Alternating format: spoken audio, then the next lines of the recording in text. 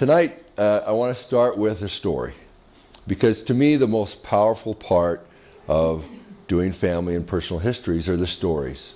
That's what changes people's lives. And the story I want to share is a true story. It's the day my dad came back to life. When I was about 2.5, this is me, about 2.5 years old. Wasn't I cute?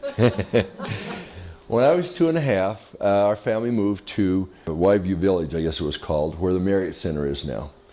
And we moved there, and after being there a couple days, my dad put up his TV antenna. Well, there's something I need to tell you about my dad. He doesn't do things just in a small way.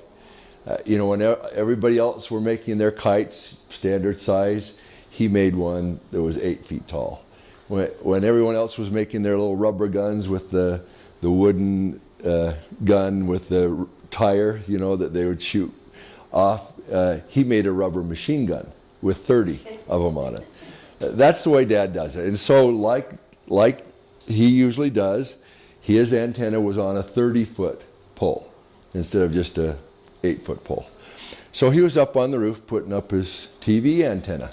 Well, the antenna pole slipped and it hit a high voltage electric wire, 7,200 volt electric wire. And of course it electrocuted him. And his shoes got knocked off, put holes all through his clothes. And Mom was inside feeding my little sister, a little baby, and she heard the pop and she could smell the electricity, and she came running outside, saw Dad. He was, jerking around as you do when you're electrocuted. So she's calling for help, and of course they just moved in. They really don't know anybody per se. I mean, they just moved in 2 days before. Somebody hears the call, a neighbor hears the calls for help, and he comes, and he had just finished a first aid course, just barely, just the week before. And so he got a couple of sticks off the ground and got a ladder, got up on the roof and knocked the electric wire away from Dad and started giving him CPR, what back then would be CPR, a little different than what we do nowadays. But started doing that, and in the meantime, another neighbor had run to their phone, and of course back then they were all house phones, to call the ambulance. And so the ambulance comes, they finally come, and they bring a resuscitation unit in the ambulance. They get Dad in the ambulance and Mom in the ambulance, and they're working on Dad as they take him to the hospital. Well, as they're working on him, he wakes up, and he kind of sits up and is dazed and says, "Where am I?" And then he's out again. And that happens a few times, and in the meantime, the nurse is in the ambulance asking Mom all these questions, about what's going on, and she asks, "What's your phone number?" Well, back then you don't bring your phone number with you. It's a new phone number when they moved into their house, and she couldn't remember what it was. Just then Dad wakes up and spouts off the phone number.